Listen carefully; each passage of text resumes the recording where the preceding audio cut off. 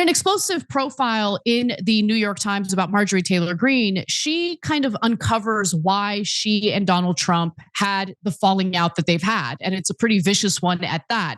She says that things really came to a head after the pressure to release the Epstein files came between herself and Donald Trump. Greene says that it was Epstein. Epstein was everything. So that's what she says in this interview with the New York Times. And that Trump was livid that she held a press conference with some of Epstein's victims and that she threatened to expose some of the other men who were alleged to have abused these girls. So when she urged Trump to invite some of Epstein's female victims to the Oval Office, she says, he angrily informed her that they had done nothing to merit the honor. I mean, the guy who can't stop himself from holding endless press conferences with literal war criminal Benjamin Netanyahu thinks that Epstein's victims didn't do anything to earn a visit to the Oval Office. Got it. Okay. It would be the last conversation Greene and Trump would ever have. Now, he dubbed her Marjorie Taylor Greene, as we all know. And a day later, she actually received a death threat against her college-aged son, with Trump's new nickname for her in the email subject line. Greene promptly texted that information to the president. According to a source familiar with the exchange, his long reply made no mention of her son.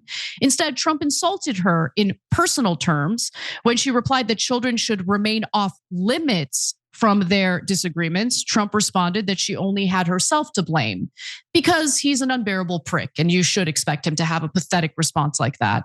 Finally, Greene was very upfront about her own shortcomings during this interview with Robert Draper in the New York Times. He asked her, was there ever a point before 2025 where you thought, you know what, Trump acts like a man of the people and he talks about the forgotten men and women of this country, but I'm not so sure. She says, I was just so naive and outside of politics, Greene said with a wince of a smile, that it was easy for me to naively believe. And I relate to that. I definitely, when I was 100% partisan brained, I was naive enough to think that the Democratic Party would somehow be better than the Republicans on the big issues that matter the most, right? Issues of war, issues of the economy, issues related to Israel, for example. But tens of thousands of innocent people were slaughtered under Biden's watch, and there were never any brakes on that car. So I feel her when she says that. Cenk, what about you? Yeah, so there's a ton of things that we disagree with Marjorie Taylor Greene on, and now a couple of things we agree on, and I'm glad to have the agreement. But that's not the point. The point is who's being honest with you and who isn't. So I'd rather have an honest person in politics or media that I disagree with more than a dishonest actor, because that dishonest actor who's pretending to agree with me isn't going to do anything they said anyway, right? So that's not to say that, I prefer Marjorie Taylor Greene to a Democrat. I prefer Marjorie Taylor Greene to the other corrupt Republicans who've been screwing us over our entire lifetimes. But what's happening with Marjorie Taylor Greene is really important, not because she's become any less right-wing. I think she's still way more right-wing than Scott Jennings or Mark Levin, et cetera, right?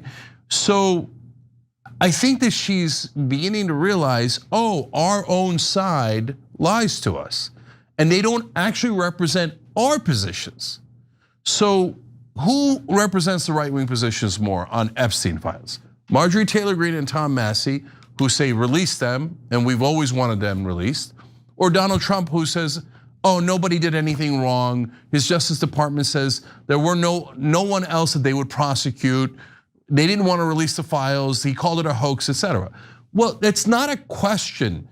There's no question about Marjorie Taylor Greene and Massey definitely represent the right-wing position. But the media just goes, no. Levin says move on. He just said it the other day to Mike Johnson. Nobody wants to hear these Epstein files. We need to move on for Israel. I mean, I didn't mean that. He didn't say for Israel, to be fair, right? And mainstream media goes, absolutely. All the right wingers, the real America First right-wing position is give Israel $100 billion. Don't ask any questions about Epstein, on and on. they just lie right to your face. So the fact that it's not just her, so many voters on the right wing realize, oh, our politicians are also dirtbags. Thank you. And so, my God, if I can get more Democratic voters to realize our politicians that take corporate PAC money on the Democratic side are also dirtbags. Anna's right. Did they do anything about Israel? Nothing. They gave Israel even more money. Biden did that. He's like, congratulations on the genocide. Here's 20 billion more for your genocide. But I can go on and on. Did they do anything about the Pentagon's bloated budget? No, the Democrats didn't do anything about it. They don't do, all those corporate politicians never do anything about anything. And the job of people like Scott Jennings, who are pundits in mainstream media, is to lie to you en masse to get you to bow your head, not to the Republican Party or the Democratic Party, but to the Uni-party that is pro-corporate, pro-donor, pro-foreign governments. So lastly, we're talking about coming to the White House, that the Epstein victims didn't deserve it. You know who came to the White House recently and many, many, many times? Miriam Adelson. How does she? And terrorists. How does she earn her way to the White House? Well, her and her late husband, Sheldon Adelson, as you've heard me say many times, gave over $300 million to Donald Trump's campaigns. And then when she was there, she patted him on the head and said, I'll give you 250 million more if you violate the Constitution and run for a third term because you're being such a good job of being my servant. And who's the traitor? He calls Marjorie Taylor Greene traitor. Do you know that the Adelsons flew out Jonathan Pollard on their private jet back to Israel? Jonathan Pollard was a literal traitor. This Uni-party does not represent the right or the left. They represent the corrupt. Marjorie Taylor Greene is obviously on the right, and the rest of these people are utter frauds. Every time you ring the bell below, an angel gets his wings.